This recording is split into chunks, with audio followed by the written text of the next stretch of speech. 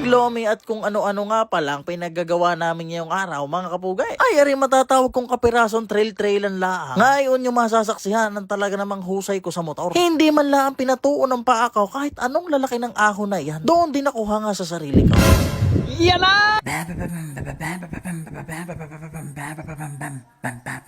At ito na nga mga kapugay, bagong lahat, ari nga pala ang una kong video. Ari nga pala ay bigla ang yakagan laang. Kung mapapansin nyo, ay iwan si mga kabebot eh. At pangalawan yung mapapansin, wala mga helmet ang aking kasama diyan. Kami na may kahit anong gawing mabuti ang makikita nyo pa rin yung masama, aray ko.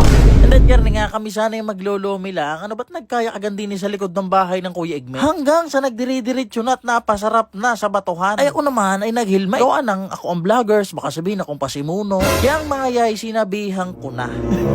Nakautotoy kayo mag-helmet at alam nyong sa panahon ngayon eh, ang daming basher.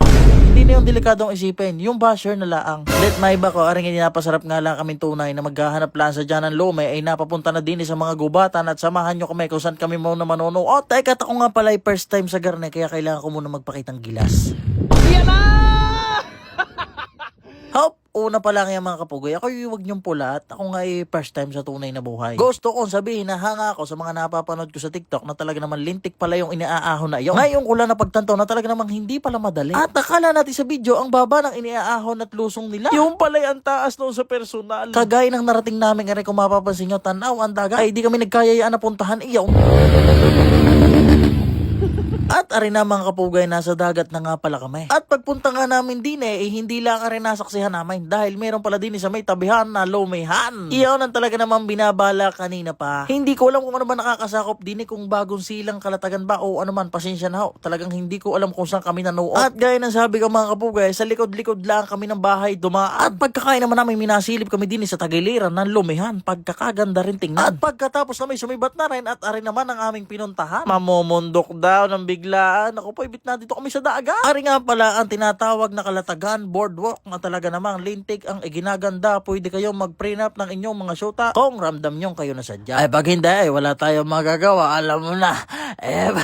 At pagkatapos naman namin di yung mag-ikot-ikot, aray, may nadaan na naman kami pa uwi. At di ninyo na masasaksihan ang husay ng bida. Di ko na pagtanto, talaga namang mali pala ang akala ko doon sa mga napapanood ko sa TikTok. Yung bang sinasabi ko, hina ba nito hindi na ahon yung gayong kababa? Are hong isang are ay pagkakatarik. Ano ba't pagpanood ko sa video hindi halata? Kaya nanabog na iya. Isa lang masasabi ko sa ahong aray. Babalkang kita pag dumating ang order kong long sleeve at pantalon sa Shopee. Ang dami ko napagtantaw simula na testing ko aray. Ay ultimong lusong talaga namang hindi pala gayong kadali. At isang kaulagaan mula ang napitik na preno sa una ay pwedeng ikabiyak ng iyong usaw na matatawag na bingot. Ang dayala naman kasama ka, ako lang pinatesting at yun do'y nadali na nila nung makaraan. Akala ko na may last na, mayroon pa palang isa pa. Aray, akala nyo, basta na rin nga, nako po, lintik din ay tinitirik sa personal. Teka, baka marinig pala ni Master, baka hindi testingin sa pagsama sa amin sa sunod. Mababa hulang ariho mga kapugay. Teka, bago matapos mga kapugay, meron nga pala tayong aral na matututunan kayo. Ano nga ba ang aral ng kwentong ito mga kapugay?